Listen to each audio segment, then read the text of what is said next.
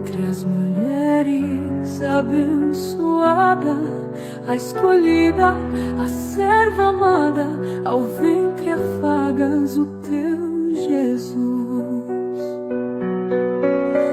Doce mãezinha, eu me ajoelho a contemplar o amor que te flui.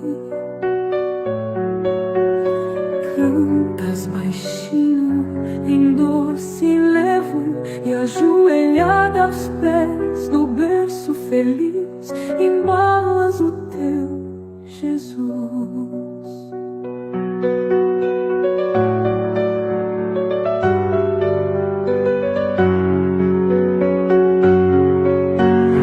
Flor de candura, chegou a hora.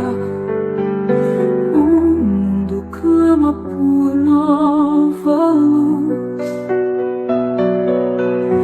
Tu silencias o amor que chora, tu te despedes, já rente a porta eterna, abraças o teu Jesus. Este em enlevo, ouvindo filho, o nosso Cristo cantar amor. Teus olhos brilham, leve sorriso, tua alma o vela com teu carinho, e teus pés o segue por onde for. Mártir serena, rosa ferida, dor que pranteia ao pé da cruz. Beijas ao colo o filho sem vida, como querendo pobre Maria voltar à vida, o teu Jesus. Eis-me, mãezinha, por ti revivo,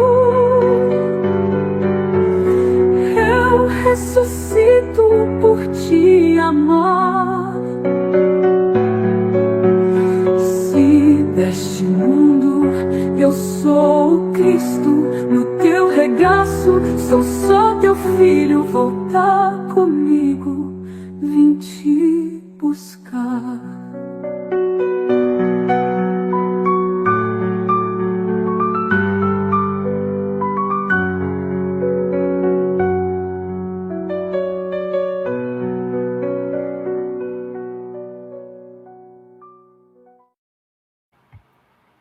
Boa noite, meus amados irmãos. Boa noite a todos vocês. Boa noite, Elaine. Tô sem som. Opa, boa noite, irmãos. Boa noite, Lívia. Que alegria estarmos aqui reunidos novamente para comentarmos sobre esse livro maravilhoso, essa obra, para nosso alimento espiritual. É mesmo, esse livro é fantástico mesmo.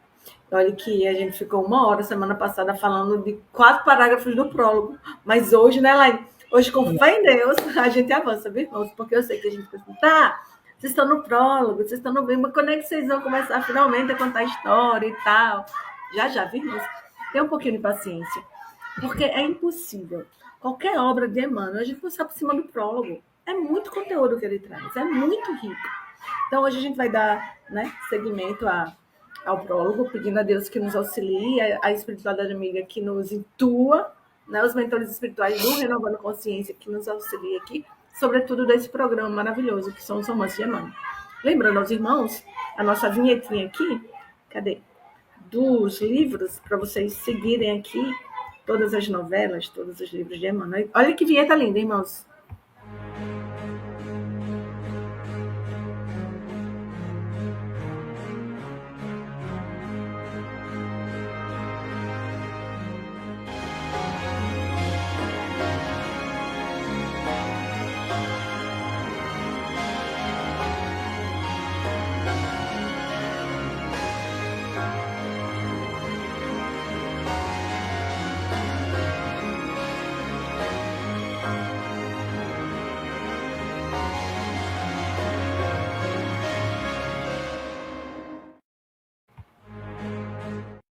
Oi, perdão. Olha só, não tá bonito?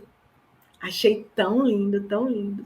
E vocês vão ter todos os romances de Emmanuel aqui, sendo transmitido pelo Renovando Consciências, também pelos nossos canais parceiros, o Ediluz, Livros Espíritas, a TV Nave, a EM Lives, TV Espiritismo e Mediunidade, Casa Espírita Seara de Luz, pela IBEM, aqui, Instituição Beneficente Emmanuel, pelo Consolar e Esclarecer, lá de Portugal, pela Web Rádio Fraternidade e, obviamente, pelo nosso canal aqui, o Renovando Consciências, que é o idealizador desse programa, nossa querida Norma, que ontem foi aniversário dela, eu ainda não dei um abraço.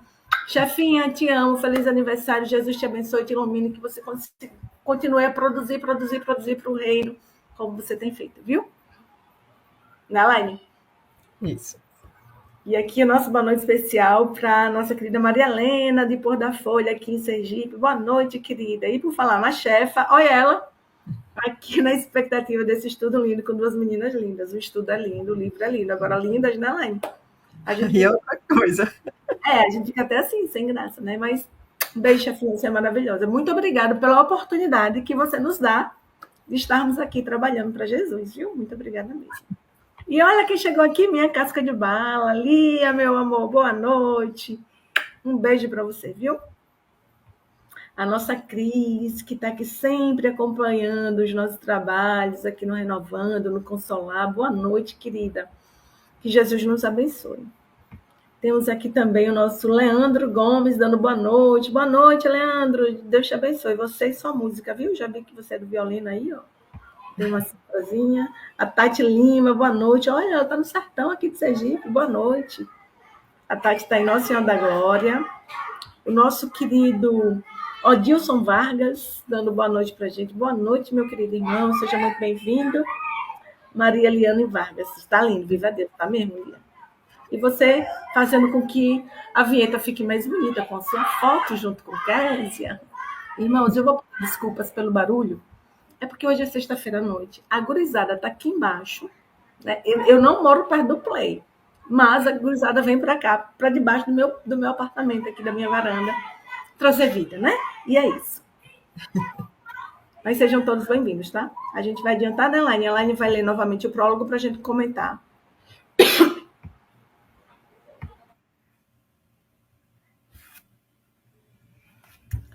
Paulo Estevão, Emmanuel, Franciscano de Xavier. Breve notícia.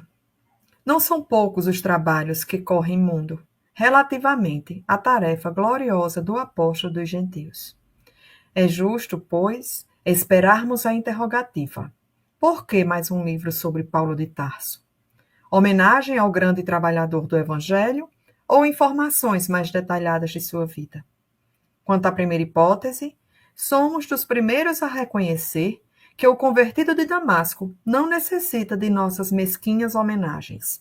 E quanto à segunda, responderemos afirmativamente para atingir os fins a que nos propomos, transferindo ao papel humano, com os recursos possíveis, algumas coisas das tradições do plano espiritual acerca dos trabalhos confiados ao grande amigo dos gentios.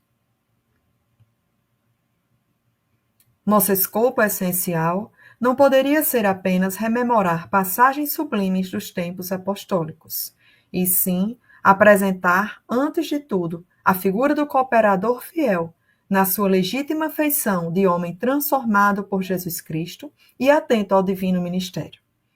Esclarecemos ainda que não é nosso propósito levantar apenas uma biografia romanceada. O mundo está repleto dessas fichas educativas, com referência aos seus vultos mais notáveis.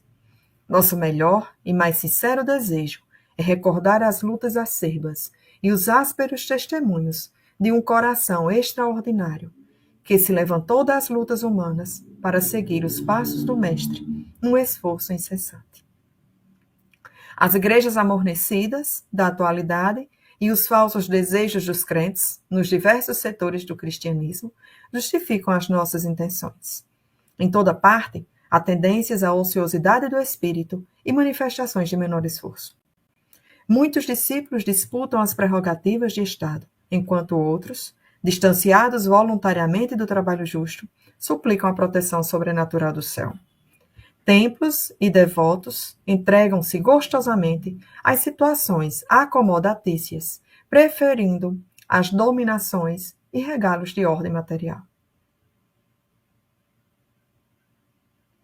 Observando esse panorama sentimental, é útil recordarmos a figura inesquecível do apóstolo generoso. Muitos comentaram a vida de Paulo, mas quando não lhe atribuíam certos títulos de favor, gratuitos do céu, apresentam-no como um fanático de coração ressequido. Para uns, ele foi um santo por predestinação, a quem Jesus apareceu numa operação mecânica da graça. Para outros, foi um espírito arbitrário, absorvente e ríspido, inclinado a combater os companheiros com vaidade quase cruel. Não nos deteremos nessa posição extremista. Queremos recordar que Paulo recebeu a dádiva santa da visão gloriosa do Mestre às portas de Damasco, mas não podemos esquecer a declaração de Jesus relativa ao sofrimento que o aguardava por amor ao seu nome. Certo é que o inovidável tecelão trazia o seu ministério divino. Mas quem estará no mundo sem o ministério de Deus? Muita gente dirá que desconhece a própria tarefa, que é insciente a tal respeito, mas nós poderemos responder que, além da ignorância, a desatenção e muito capricho pernicioso. Os mais exigentes advertirão que Paulo recebeu um apelo direto, mas, na verdade, todos os homens menos rudes têm a sua convocação pessoal ao serviço do Cristo. As formas podem variar, mas a essência ao apelo é sempre a mesma. O convite ao ministério chega, às vezes de maneira sutil, inesperadamente. A maioria, porém, resiste ao chamado generoso do Senhor. Ora, Jesus não é um mestre de violências, e se a figura de Paulo avulta muito mais aos nossos olhos, é que ele ouviu, negou-se a si mesmo, arrependeu-se, tomou a cruz e seguiu Cristo até o fim de suas tarefas materiais. Entre perseguições, enfermidades, apodos, zombarias, desilusões, deserções, pedradas, açoites e encarceramentos, Paulo de Tarso foi um homem trépido e sincero, caminhando entre as sombras do mundo ao encontro do Mestre, que se fizera ouvir nas encruzilhadas da sua vida. Foi muito mais que um predestinado, foi um realizador que trabalhou diariamente para a luz.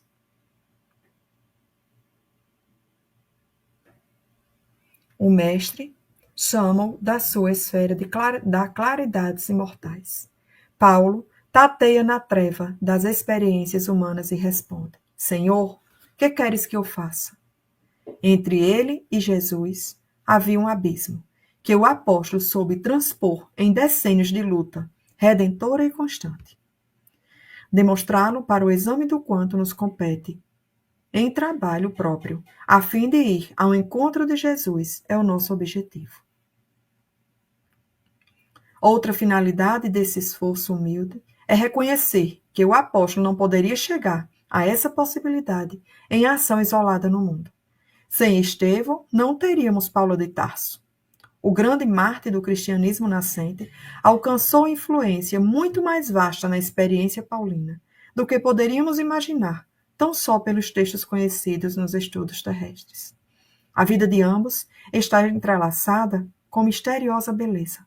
A contribuição de Estevão e de outros personagens dessa história real vem confirmar a necessidade e a universalidade da lei de cooperação. E para verificar a amplitude deste conceito, recordemos que Jesus, cuja misericórdia e poder abrangiam tudo, procurou a companhia de 12 auxiliares, a fim de empreender a renovação do mundo.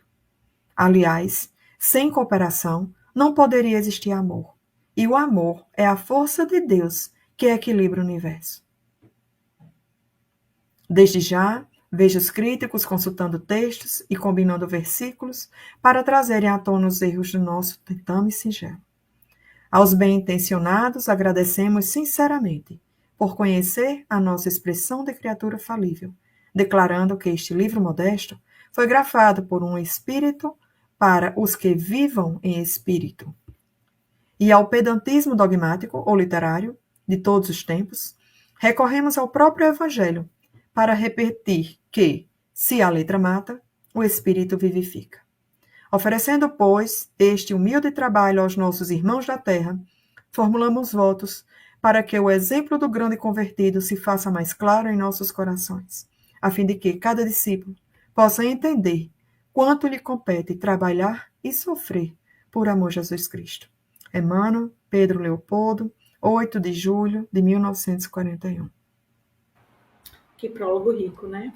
Como que Emmanuel consegue, num prólogo, dizer da pessoa de Palma que a gente está aqui há anos tentando aprender, há séculos, né? Porque são diversas as nossas reencarnações, as nossas existências. Mas é isso.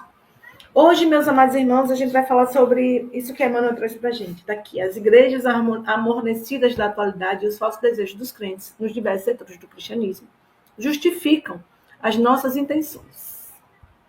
Então, por que Emmanuel vai escrever? Para quem que Emmanuel vai escrever? Para que Jesus veio? Jesus veio para os doentes.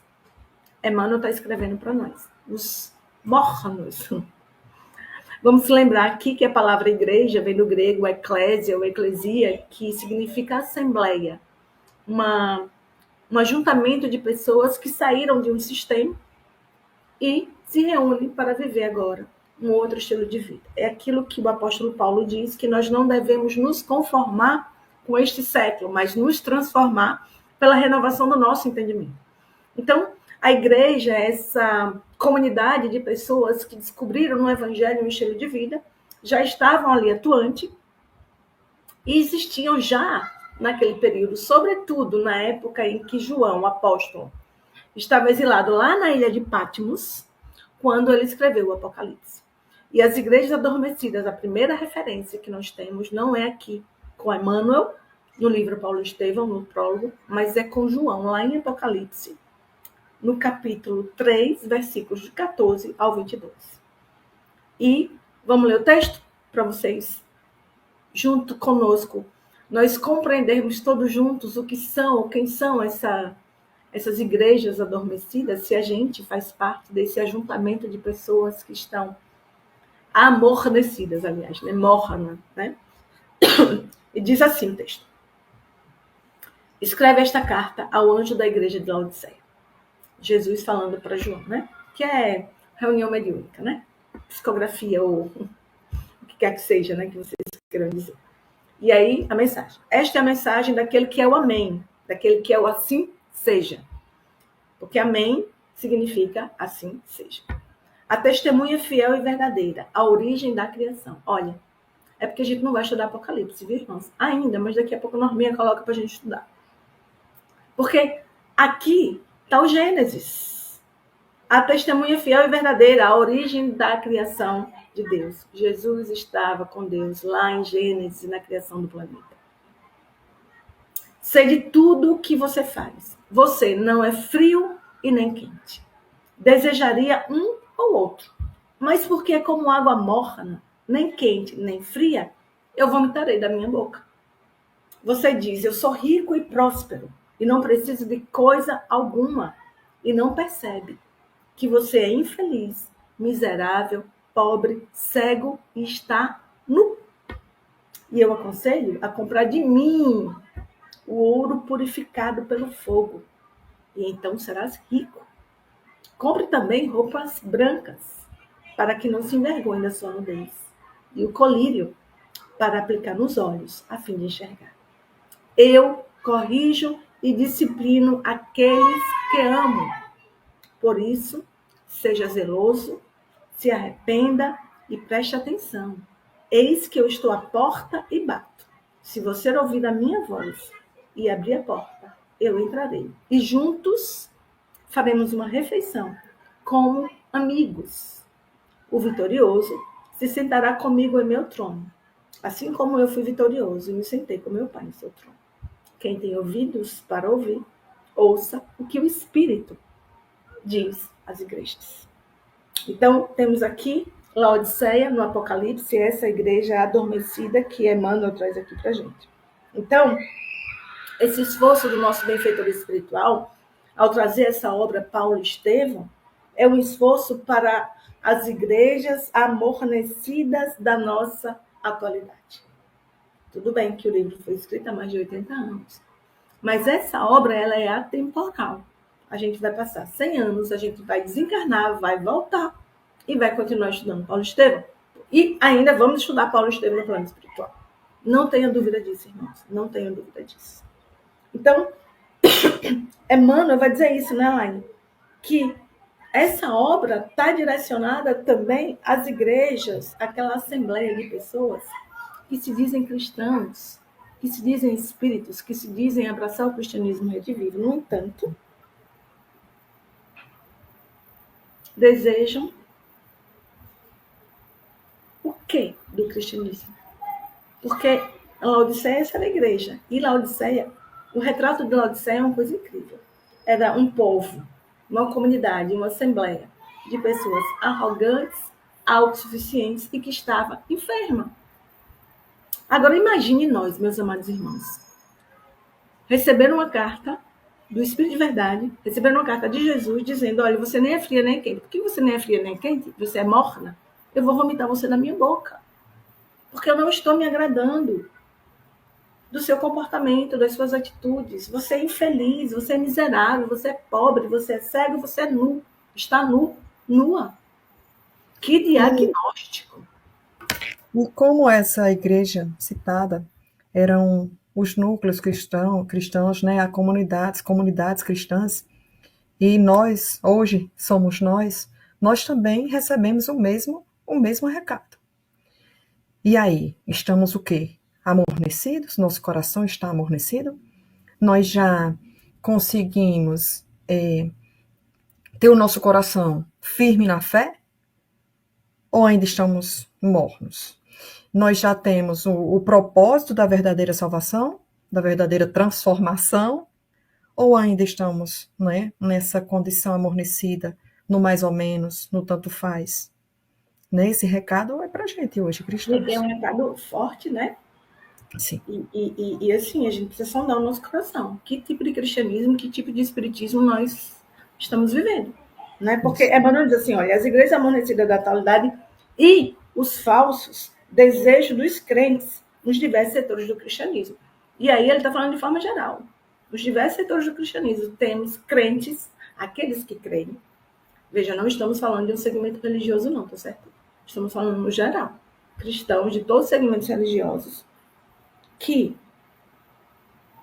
têm falsos desejos e é isso que vai justificar a intenção de Emmanuel em nos escrever. Você ia falando alguma coisa, Laine? Eu acho esse falso desejo aqui, eu entendo assim que, será que nós estamos no caminho da verdadeira, tipo como eu acabei de falar, da verdadeira transformação? Será que a gente já sabe o que é o verdadeiro cristianismo e o que é ser cristão? Aí eu acho que a gente tá, às vezes a gente desvia um pouco, então seriam esses nossos falsos desejos. Exato. Podemos compreender essa perspectiva assim. Afastar do principal. O que é o principal? Nossa transformação moral. E aí? A gente tem esse desejo ou estamos com o nosso coração em outro lugar? Pois é, porque no caso da igreja amolecida da Laodiceia, Jesus dá o diagnóstico, né? Você está cega, pobre, nu, né? Então eu lhe aconselho que você compre ouro, que você né, o ouro é purificado por mim mesmo, que você coloque roupas brancas, que você use o colírio. Então são elementos simbólicos, obviamente, que não é a roupa, que não é o ouro, que não é o colírio que vai fazer com que os cristãos deixem de ser doentes. É só uma forma metafórica, simbólica, emblemática e uma analogia em que Jesus vai dizer assim, olha, purifiquem os seus corações, purifiquem os seus espíritos. Vocês estão, como cristãos, buscando a purificação, a santificação, a santidade? Vocês estão... Quais são as suas vestes? Lembra da parábola das vestes nupciais? Você é convidado para a festa, para as bodas. Que roupa você vai? Porque o rei, o Senhor, deu todas as condições para a gente chegar na festa. E ainda vai um cara, pula a janela e vai, de qualquer forma, aí, óbvio que ele não vai ficar na festa, né? Então, assim, coloque colírio. Qual é o colírio? Como é que eu posso ver a Deus? Como é que eu posso ver a Jesus? Né? Então, assim, a igreja estava dessa forma. Por isso que Emmanuel nos escreve, porque nós também somos essa igreja adormecida. Então, aí Emmanuel vai dizer assim, ó, próximo parágrafo. Perdão, continuando isso aqui. Em toda parte há tendências. Ela não você ler por causa das crianças aqui. Sim, sim, sim. Volte a página, por favor. Ah, não, tá aqui. Desculpa. Em toda parte, há tendências à ociosidade do espírito e manifestações de menor esforço. Esse parágrafo aqui, eu acho que a gente pode analisar assim, como eu estou, não é? Porque lá em Mateus diz assim, onde estiver o vosso tesouro, estará o vosso coração. Onde é que está meu coração? Está no menor esforço ou na minha prática diária? Para o bem, para o progresso espiritual, não é? Para o melhoramento. Quando diz menor esforço, será que eu estou ainda nesse ritmo de imaginar, domingo eu vou para o centro com certeza, não é? No final de semana vou distribuir um lanche para os irmãos, né? Porque está aquela parte ali está sobrando. Então, qual o tipo de esforço que você está aplicando no seu dia a dia, na sua vida, né? Que nós estamos, na verdade, né? Exatamente. Porque essas manifestações, e a gente ainda acha às vezes que está fazendo muito. Olha só, já li Paulo Estevam. A nossa ilusão, né? Então, já li Paulo Estevam. Você já consegue praticar? Não é? Então, saber do nosso coração, examinar o nosso coração, qual tem sido o meu esforço diário? O que eu tenho feito? Emmanuel tem um texto que está lá em Pão Nosso, que é o 67, que vai falar sobre a má vontade. E ele diz assim, olha, má vontade gera sombra, a sombra favorece a estagnação conserva o mal entroniza a ociosidade cria a discórdia desperta o orgulho acorda a vaidade atiça a paixão inferior provoca a indisciplina mantém a dureza de coração, e a dureza de coração impõe a cegueira espiritual. E a cegueira espiritual conduz ao abismo. E era assim que a igreja morna, lá de Apocalipse, lá Odisseia, estava como nós. Sim. Nessa cegueira espiritual. Como Paulo esteve. Que Emmanuel vai trazer isso pra gente, né? Sim. Então, realmente é isso, sair dessa ociosidade, né? E colocar a nossa vida na busca desse evangelho, porque o evangelho é o nosso tesouro. Se o nosso coração estiver no evangelho de Cristo, diga aí, Elaine, como é que a gente não vai, né? Certo. Crescer e sair dessa condição de adoecidos, né? Espiritualmente falando, claro. Então, observando, diz Emmanuel, esse panorama sentimental, é útil que recordemos a figura inesquecível do apóstolo generoso. E eu achei bonito isso de Emmanuel, porque Emmanuel já colocou um atributo do caráter de Paulo. Porque, como ele mesmo fala, né, Paulo está dividido, está cindido, está dicotomizado, o orgulhoso ou humilde, né? O arrogante, o doutor da lei, ou quem é Paulo? Né? Para muitos, ele vai dizer aqui, né? O arrogante, o doutor da lei. Para outros tantos, o humilde. E a gente vai ter a nossa compreensão a partir desse estudo lindo que a gente vai fazer aqui, né, Elaine? Sobre Paulo. Então, Emmanuel já diz assim, olha, o apóstolo generoso. Então, Emmanuel já vê, né, em Paulo essa generosidade, essa beleza do coração dele, né? E aí, Emmanuel está dizendo, muitos comentaram a vida de Paulo. Muitos. Mas, quando não lhe atribuíram certos títulos de favor, gratuitos do céu, apresentaram-no como um fanático de coração ressequido.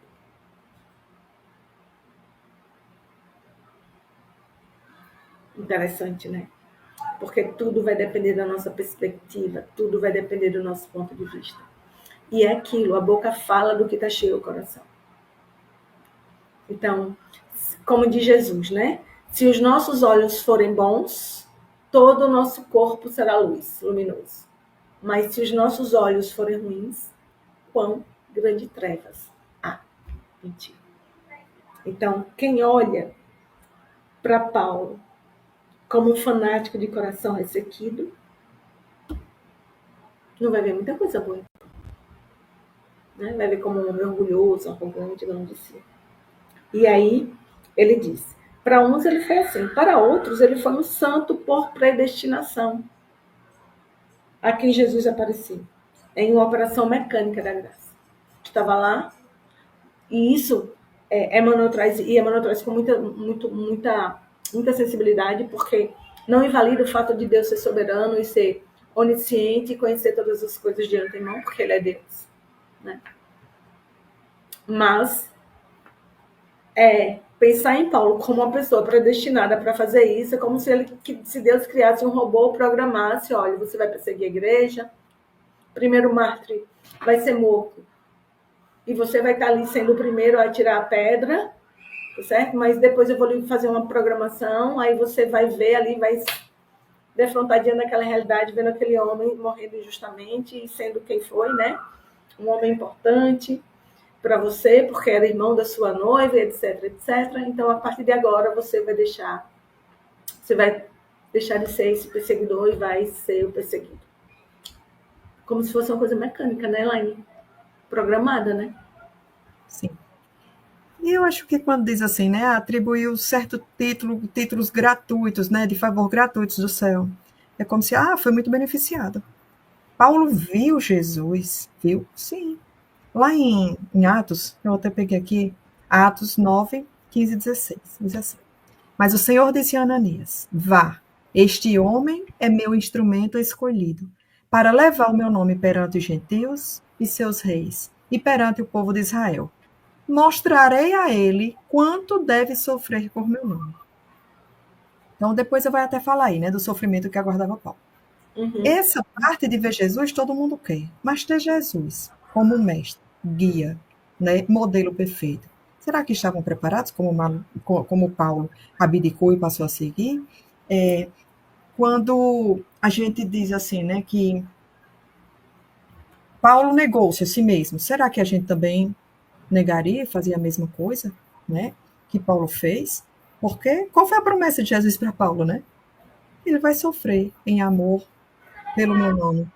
E nós estamos dispostos, né, a seguir da mesma forma, né, ter depois de receber esse apelo direto, nós acolhemos o apelo e seguimos, ou ficamos inertes, ainda amornecidos?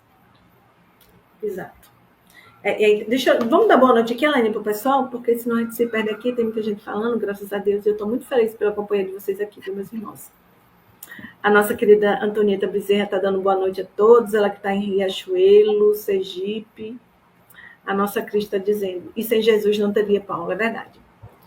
É verdade. A nossa Estalita está dando boa noite, meus amores. Estalinha, meu amor, ele viu hoje no João, viu? No Evangelho de João. Deus te abençoe. Muito obrigada, viu? Saudade de você. Kezinha também está aqui. Kezinha de Souza, na Paraíba. Ela também está com o livro aqui, estudando com Lia, domingo de manhã, às 8 horas da manhã, 50 anos depois. A nossa Cris está dizendo aqui: hoje não sou rica de material, mas com Cristo tenho paz diante das lutas, tenho mais amor, tenho fé. Só Jesus que traz esse calabouço de amor. Exato. Só Jesus mesmo. E ela diz: não me vejo longe de Jesus. É gratificante. E nem nós, viu, Cris? Nem nós. Olha, a Rosana tá aqui. Ó, meu amor. Um beijo. Saudade de você. E assim, olha, isso que a Elaine trouxe é muito importante lá. Pensando de Paulo como esse vaso escolhido, né? Quando Jesus fala para Ananias, a gente vai ver, inclusive, aqui no livro Paulo Estevão, esse momento também, bem de pertinho. E levando em consideração isso que as pessoas falam: esse título gratuito dos céus, ele foi um predestinado, ele foi isso, foi aquilo outro. Sabe o que Paulo fala sobre ele mesmo? Está lá em Filipenses. Ele diz assim, olha, Filipenses capítulo 3, versículo de 8 a 16. Mais do que isso, eu considero tudo como perda, comparando com a suprema grandeza do conhecimento de Cristo, o meu Senhor, por quem perdi todas as coisas. Eu as considero como esterco para poder ganhar Cristo, a ser encontrado nele. Eu não tenho minha própria justiça, que procede da lei, mas que vem por meio da fé em Cristo. E a justiça que procede de Deus, se baseia na fé. E antes disso, deixa eu pegar aqui o texto que vem antes, que ele vai dizer o que ele tem. Filipenses 3. Rapidinho aqui. Ele diz assim: finalmente, irmãos, regozijai-vos no Senhor. Aí ele vai falar, né? Guardai-vos dos cães, guardai-vos dos maus obreiros, guardai-vos do cortadura, porque da circuncisão somos nós que servimos a Deus em espírito e nos gloriamos em Jesus Cristo e não confiamos em nós mesmos. Ainda também eu podia confiar em mim. Se algum outro cuida que pode confiar na carne, ainda mais eu. Aí ele vai dizer, circuncidado ao 8º dia, da linhagem de Israel, sou da tribo de Benjamim, de hebreus. Segundo a lei, eu fui fariseu. Segundo o zelo, perseguidor da igreja. Segundo a justiça que há na lei, eu fui irrepreensível. Mas o que para mim era ganho, eu reputei como perda por Cristo.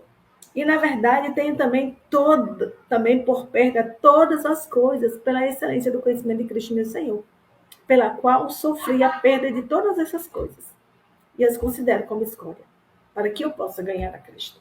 Ele abriu mão de tudo, todos os títulos, que é isso que a igreja amornecida busca, vaidade e poder, como demonstração de arrogância, de soberba, de jactância. E ele falou, não quero nada disso, isso tudo eu já tive.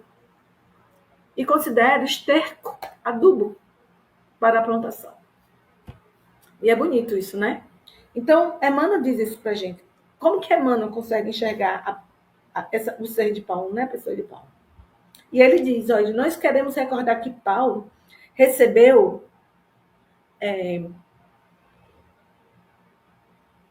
a dádiva santa da visão gloriosa do Mestre, às portas de Damasco. Mas não podemos esquecer a declaração de Jesus relativa ao sofrimento que eu aguardava por amor ao seu nome. Né? Porque na experiência de Paulo lá em Damasco, Jesus disse, você vai saber. Você é um lado escolhido, mas lá você vai saber o que é sofrer por amor a mim. Mas porque Jesus era mau? Porque Jesus queria se vingar? Porque Paulo tinha perseguido a igreja? Em hipótese alguma. Porque Jesus queria que Paulo fizesse o que ele fez. Se deixar gastar, como uma vela. Porque a vela se queima todinha para poder trazer a luz. Paulo se queimou todo no sentido, nessa metáfora da vela. Como uma vela que se deixou se gastar para iluminar. Quantas vezes Paulo foi apedrejado? Quantas vezes Paulo foi chicoteado? Quantas vezes Paulo foi preso? Teve situações que a gente vai ver que Paulo foi fugir dentro de um cesto para ninguém ver ele, porque o povo queria matar ele. Quantas vezes ele foi humilhado? E é isso. Por quê? Porque Paulo compreendeu a máxima de Jesus quando diz, olha, se você quer me seguir, tome a sua cruz, negue-se a si mesmo. Não, Laine? Ele persistiu, né, numa luta diária. Em cada local que chegava, em todos os locais, ele tinha a sua luta e persistia por amor a Jesus. Exato. E é por isso que Emmanuel diz, nós não queremos aqui adotar nenhuma posição extremista, não.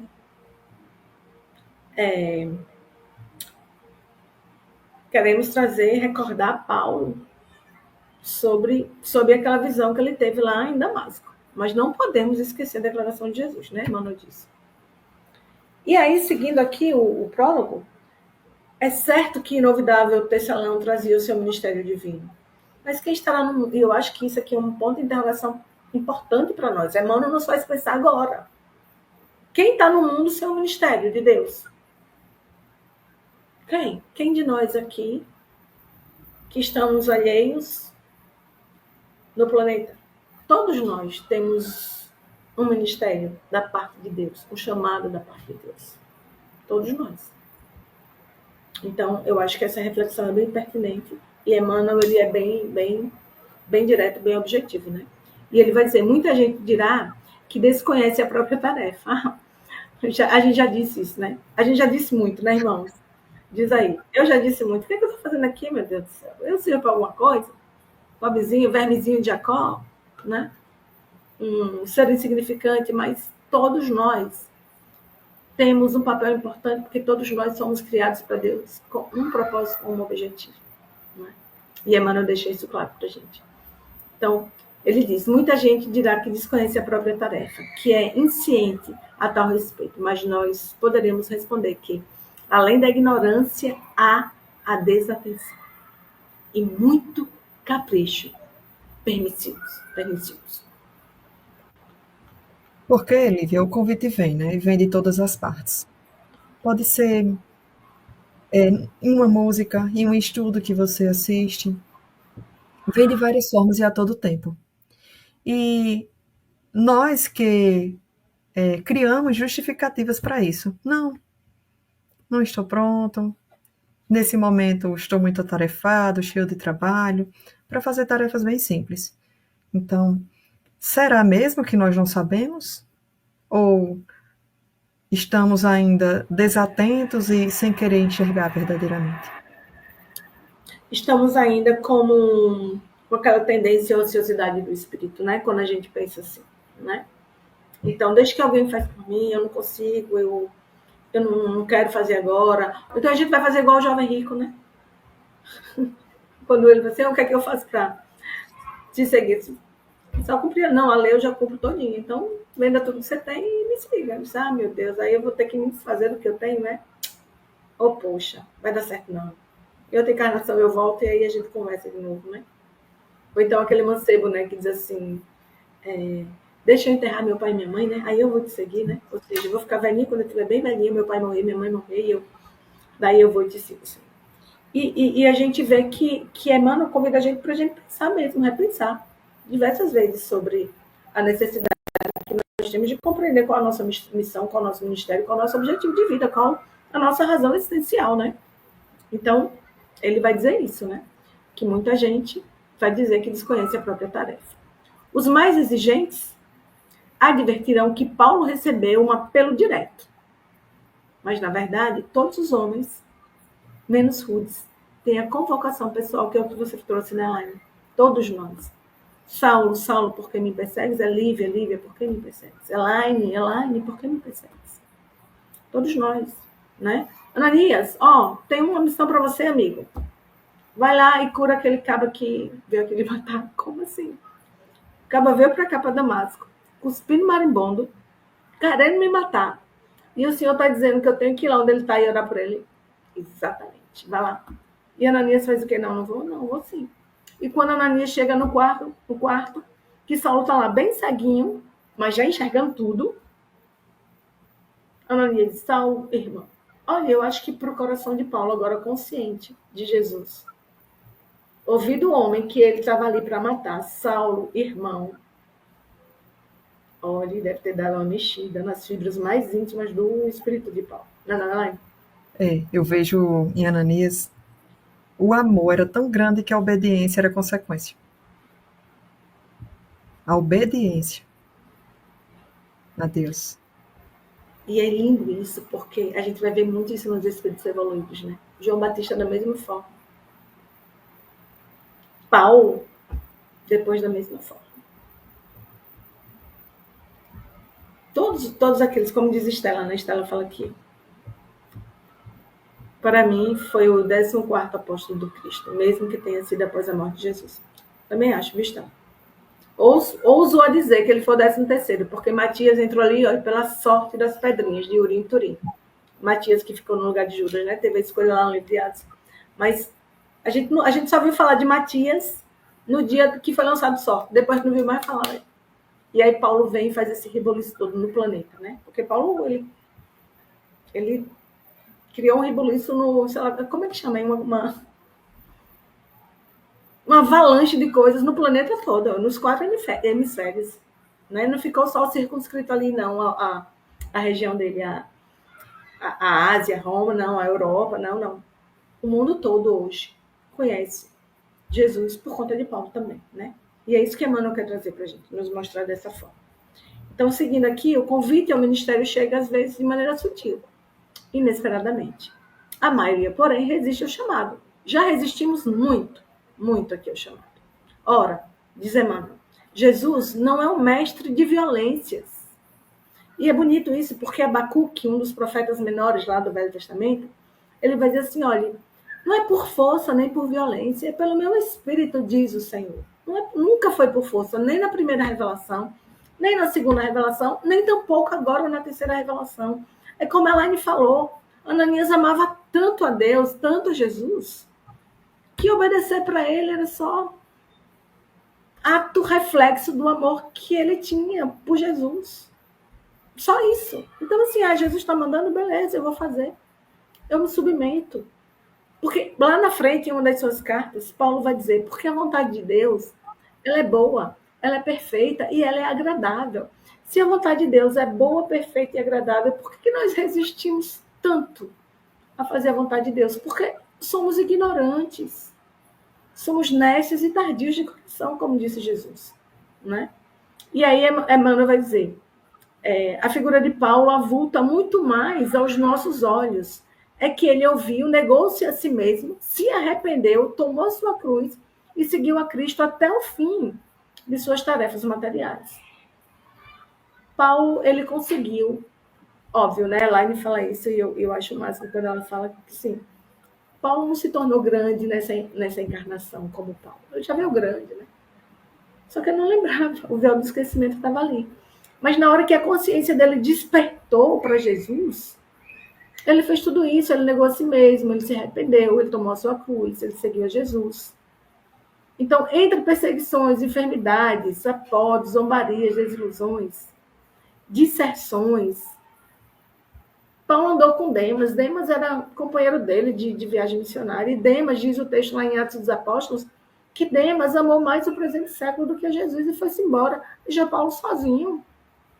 E Paulo não desistiu. Continuou. João Marcos, da mesma forma.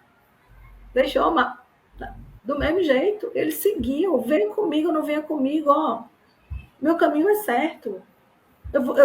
Como ele fala, eu prossigo para o alvo, para o prêmio da soberana vocação. Eu vou receber a coroa da glória como um atleta.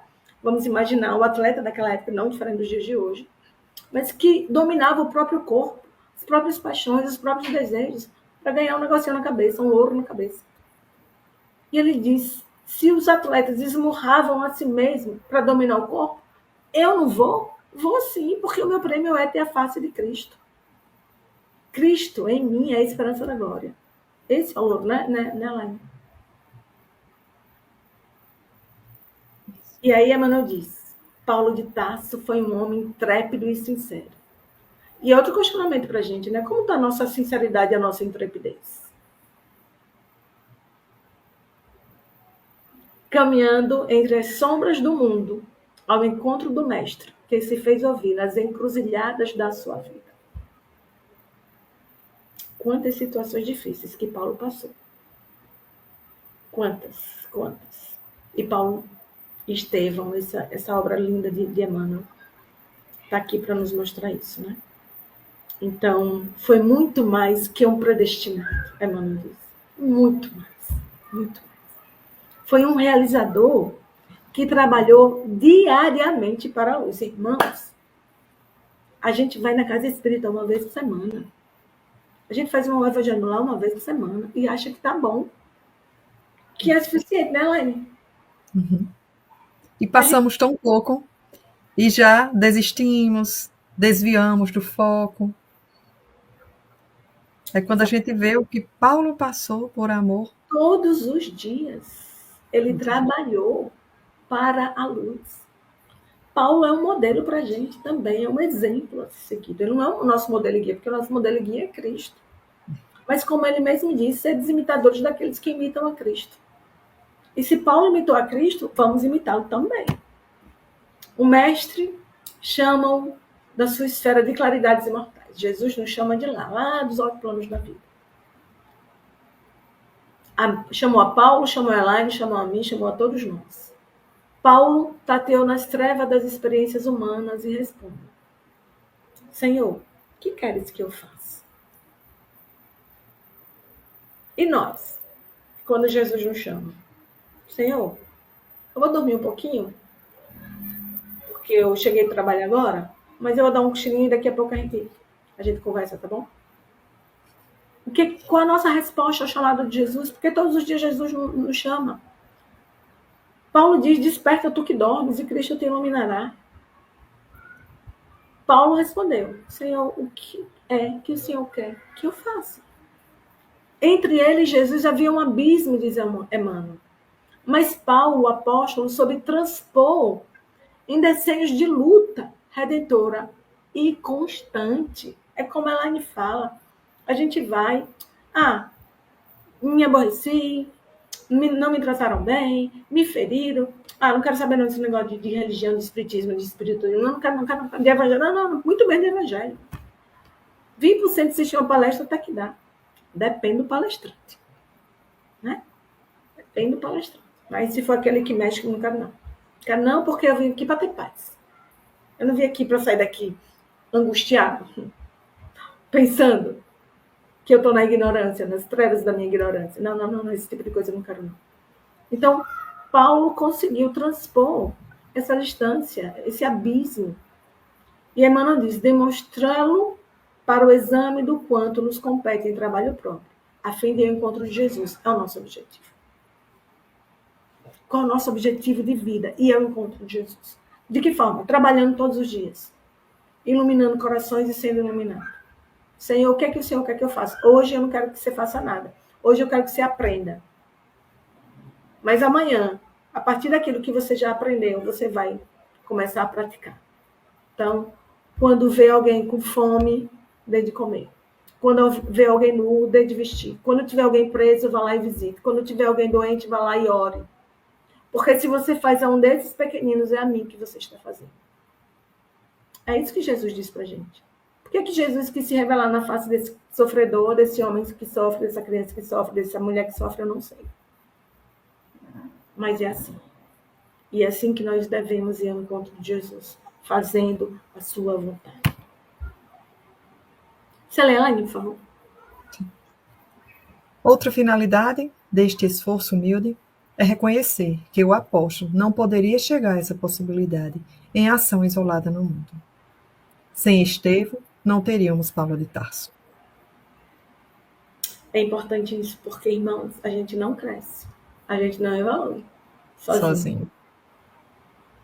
Não. E Paulo está aqui para nos mostrar, a vida de Paulo está aqui para nos mostrar que ele precisou de Estevão, ele precisou de Ananias, ele precisou de Abigail, ele precisou de Pedro, ele precisou de Tiago, até nos conflitos que eles tinham. Precisamos de Estevãos nas nossas vidas, para que nos tornemos Paulo de Tarso. Quem é o seu Estevão, meu irmão, minha irmã? O grande mártir do cristianismo nascente alcançou influência muito mais baixa na experiência paulina do que poderíamos imaginar, tão só pelos textos conhecidos nos estudos terrestres. A vida de ambos está entrelaçada com misteriosa beleza. A contribuição de Estevão e de outros personagens desta história real vem confirmar a necessidade e a universalidade da lei da cooperação. Bonito isso, né? Com que nós cooperamos para o crescimento de outros e outros cooperam para o nosso crescimento espiritual. E no final das contas a gente vai ver nessa história real que Emmanuel traz para a gente, que Estevão se tornou o mentor espiritual de Paulo. Veja que coisa linda. Aquele que foi o seu inimigo, seu algoz. Você desencarna por causa dele. Você chega no plano espiritual e você se torna o mentor espiritual daquele que te feriu. Isso é cristianismo. Isso é cristianismo puro e simples. Isso é o cristianismo redivivo, que a doutrina espírita está despertando em nós através de obras como essa. E para verificar a amplitude desse conceito, diz Emmanuel, recordemos que Jesus, cuja misericórdia e poder abrangiam tudo, procurou a companhia de 12 auxiliares, a fim de empreender a renovação do mundo. Aliás, sem cooperação, não poderia existir amor. E o amor é a força de Deus, que equilibra o universo. Olha que frase de Emmanuel. Olha, minha gente, não dá para passar batido por esses prólogos de Emmanuel. Não dá. Não, Elaine? É sim.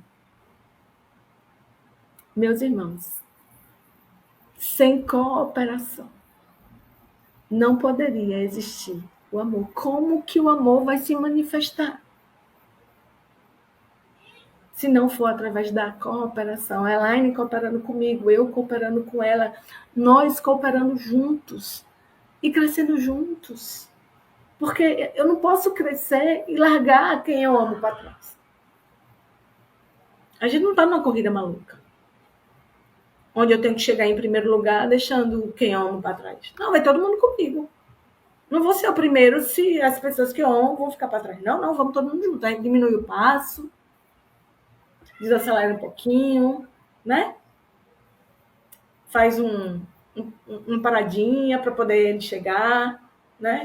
Então vamos junto agora, suportando uns aos outros em amor, porque o amor é a força de Deus que equilibra. Não equilibra a minha vida, não, nem a vida de Elaine, nem as suas vidas, meus amados irmãos. Equilibra o universo. Olha o poder do amor. É que eu não consigo conceber isso. O amor é a força de Deus que equilibra o universo. É demais. Desde já, vejo os críticos, e aí Emmanuel já está vendo, né? Os entendidos. Vejo os críticos consultando textos e combinando versículos para trazerem à tona os erros da nossa tentativa singela. Aí ele diz: aos bem-intencionados, nós agradecemos sinceramente por conhecer a nossa expressão de criatura falível. Emmanuel se considera uma criatura falível, tendo todo esse cabedal de conhecimento. E eu, Lívia, me acho o alecrim dourado. Oh, meus irmãos. Emmanuel está aqui para poder situar a gente no tempo e no espaço. Então, agradecemos sinceramente aos bem-intencionados por conhecer a nossa expressão de criatura falível, declarando que este livro é modesto, ele ainda é humilde, né? Porque esse livro não tem nada de modesto. É grande, é imenso, é maravilhoso, é espiritual. Esse livro modesto foi grafado por um espírito para os que vivam em espírito. Essa frase também é uma frase que mexe muito com a gente, né, Elaine? Sim. Um espírito que escreveu um livro, grafou um livro para os que vivam em espírito, porque é possível que muito de nós já tenhamos lido, ou estejamos lendo, participando desse estudo, mas que não estamos vivendo em espírito. Estamos vivendo na religião, na religiosidade, mas não em espírito. E ao pedantismo dogmático, aqueles que se acham. Isso que Emmanuel falou, que ele está falando aqui agora, aconteceu com Paulo, viu? Lá na igreja de Coríntios. Vamos lembrar que uns diziam: eu sou de Paulo, eu sou de Apolo, eu sou de Pedro. E existiam aqueles que diziam, se achavam: eu sou de Cristo. Porque eles entendiam que Apolo, Pedro e Jesus eram muito mais do que Paulo. Pedantes, orgulhosos.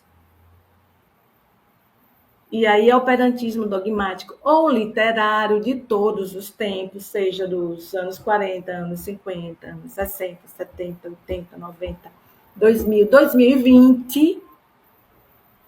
Recorremos ao próprio Evangelho para repetir que se a letra mata, o espírito vivifica. Porque a letra está morta. Quem dá vida à letra é o espírito. E aí ele diz: oferecendo, pois, este humilde trabalho aos nossos irmãos da terra, formulamos votos para que o exemplo do grande convertido se faça mais claro em nossos corações, a fim de que cada discípulo possa entender quanto lhe compete trabalhar, sofrer por amor a Jesus Cristo. Tem aí algum comentário? Por vezes a gente fica preso e ligado a coisas que não são construtivas. Quando fala aqui, né, que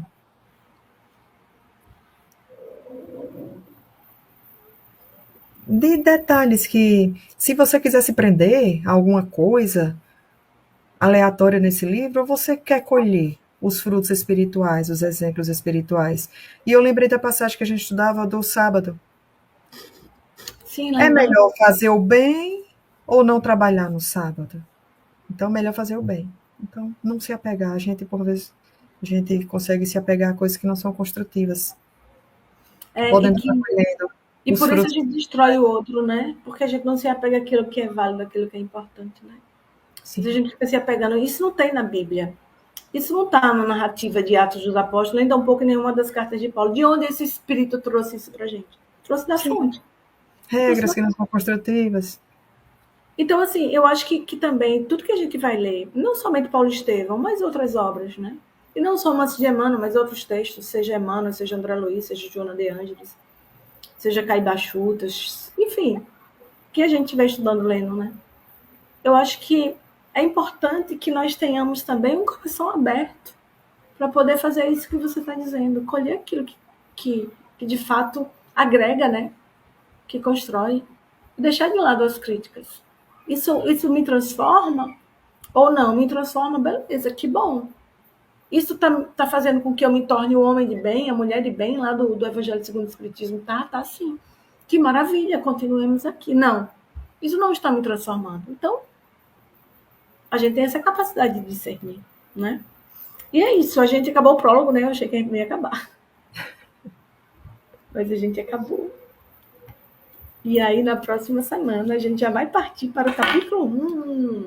Olha, irmãos, eu vou confessar uma coisa a vocês, hein? Preparem uma caixinha de lenço descartável. Eu já tenho aqui a minha, tá certo? Porque vira e mexe na Elaine, a gente vai ler e assim. Outro dia eu tava com a Elaine, ela tava lendo o livro, eu olhei pro lado e falei, ué, tá chorando, é? Aí ela, pare aí, ó.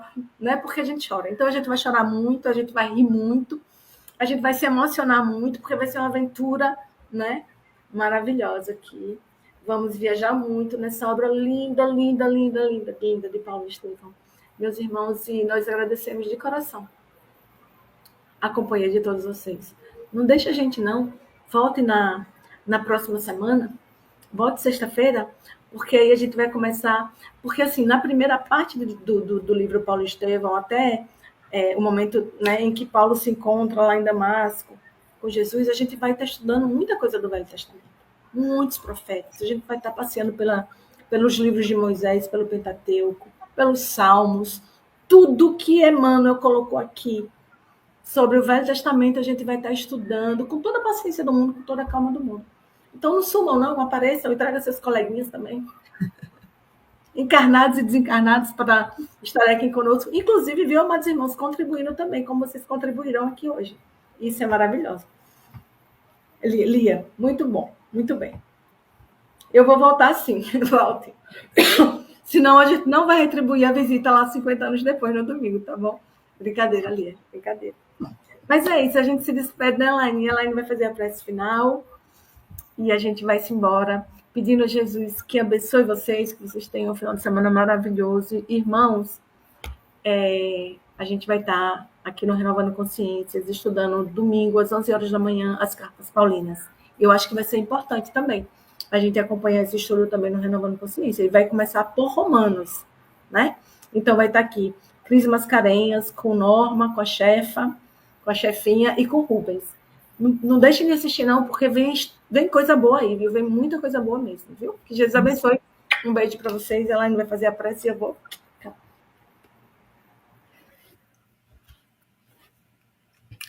Amado Jesus, gostaríamos de agradecer por todas as palavras lidas, estudadas, meditadas.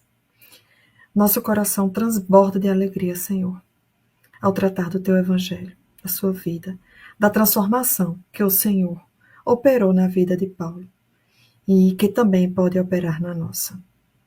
Que possamos ter nosso coração voltados para o Senhor, que é nosso mestre, nosso guia e nosso modelo. Que estejamos sempre voltados para o bem, que sejamos mais obedientes e que possamos exalar todo esse amor que lemos e vamos continuar estudando na tua mensagem, Senhor. Permanece conosco em todos os momentos, no nosso estudo, na nossa vida, em todas as áreas da nossa vida, Senhor, hoje e para todos sempre, que assim seja. Que assim seja. Beijo. Boa noite. Tchau.